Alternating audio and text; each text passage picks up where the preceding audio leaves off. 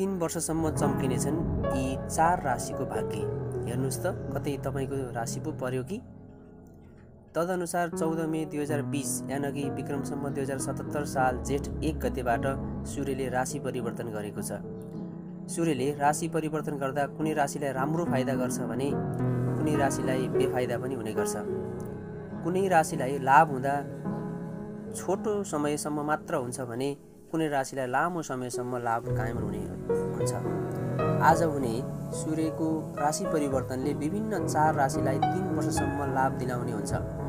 यी 4 राशिहरू सिंह, कन्या, तुला र कुम्भ रहेका छन्। आजको रातको 12 बजेदेखि 3 वर्षसम्म यी 4 राशिहरूलाई राम्रो समय रहने ज्योतिष शास्त्रमा उल्लेख गरिएको छ। जीवनमा भएका विभिन्न समस्या हल भएर जान सक्ला। केही समयदेखि हल नभएको आर्थिक समस्या समेत हल हुने अवस्था आउन सक्ने देखिन्छ। यी राशि हुने व्यक्तिहरूको नबनेको कार्य समेत फत्ते हुने देखिन्छ। स्वास्थ्यको मामिलामा पनि यी 4 राशि हुनेहरूको लागि सूर्यको राशि परिवर्तन शुभ हुनेवाला रहेको छ। स्वास्थ्यमा भएको सम्पूर्ण विकार हटेर जाने देखिन्छ। अध्ययनमा सफलता हासिल गर्नको लागि खासै दुःख गर्नु नपर्ने देखिए तापनि शिक्षाको क्षेत्रमा सानोतिनो लापरवाहीले दुःख निम्त्याउन सक्छ। सामाजिक रूपमा प्रतिष्ठा बढ्ने योग बन्न सक्ला भने सामाजिक सम्मान पनि प्राप्त होला। तर सामाजिक क्षेत्रमा दायित्व समेत बढ्ने हुँदा कार्यबोझ भने बढेको आभास हुन सक्ला।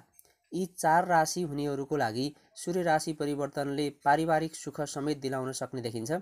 आर्थिक मामिलामा थोरै मात्र संयमता राख्नु भएमा पनि राम्रै लाभ मिल्न सक्ला। सूर्य परिवर्तनले यी 4 राशि हुनेहरूको कुण्डलीमा रहेको नक्षत्रमा विशेष महासंयोग बन्न सहयोग गर्ने हुँदा 3 वर्षसम्म लाभ मिल्ने हुन्छ। धन्यवाद।